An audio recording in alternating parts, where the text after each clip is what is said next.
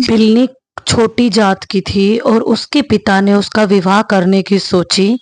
तो जब उसका विवाह करने की सोची तब क्या किया कि उसके पिता ने कितने पशु पक्षियों को बंदी बना लिया कि उसके विवाह में वो उनको काटा जाना था।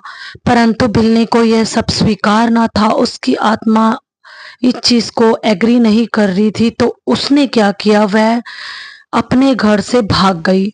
उसने देखा कि भाई जब मेरे विवाह पे इतने पशु पक्षी इतनी जीवात्माओं को मारा जाएगा तो मेरा इस विवाह से का करने का क्या फायदा, इतने पशु पक्षियों की बलि दी जाएगी। तभी से उसके मन के अंदर हृदय के अंदर परिवर्तन आ गया और उसने अपना ध्यान भक्ति मार्ग में लगा लिया। वह डेली क्या करती थी, हर रोज प्रतिदिन आश्रम में कुटिया में मतंग ऋषि के सफाई करती थी, सेवा करती थी, फूलों को चुक्कर लाती थी, फूलों को सजाती थी ताकि मेरे प्रभु आएंगे, प्रभु श्री राम जी आएंगे। सब ऋषि मुनि उसकी अवहेलना करते थे, उसका मजाक उड़ाते थे। वह सब यही बोलते थे कि कई तेरे भगवान नहीं आएंगे, परंतु उसका एक सच्चा अटल विश्वास था, उसके अंदर हिम्मत थी, उसके हृदय में पवित्रता थी। वह किसी की बातों पे ध्यान नहीं देती थी, वह सिर्फ भक्ति मार्ग पे लगी हुई थी, सच्चे मन से, निश्चल और निष्कपट भाव से।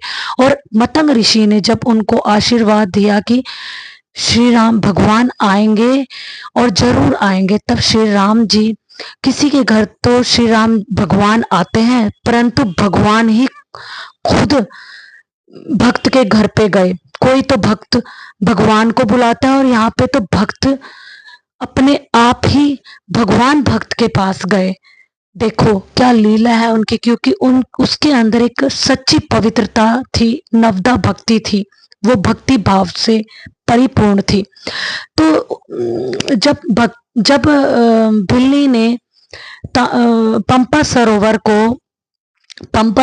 बहुत में उसमें बहुत कीटाणु हो गए थे, परंतु उसमें जब ऋषि मुनियों ने अपने पैर डाले, उनके अंदर ईर्ष्या द्वेष भाव इतना था, आपस में एक दूसरे को लेकर इतना कंपटीशन था, उससे भी पंपा सरोवर पवित्र नहीं हुआ। और श्री राम जी ने राक्षसों का वध किया था, उनके अंदर तमस की मात्रा बढ़ गई थी, तो उनसे भी पंपा सरोवर पवित्र नहीं हुआ। तब उन्होंने बोला, बिल्ली तुम अपने पैर डालो। तब बिल्ली ने यह बोला, मैं तो नीच जात की हूँ, अधम जात की हूँ। तब परमात्मा ने यह बोला कि तुम पैर डालो। जब बिल्ली ने मालिक के कहने पे अपने पैरों को पंपा सरोवर में डाला तो वह पवित्र हो गया, उसका जल पवित्र हो गया, क्योंकि उसके अंदर पवित्रता थी।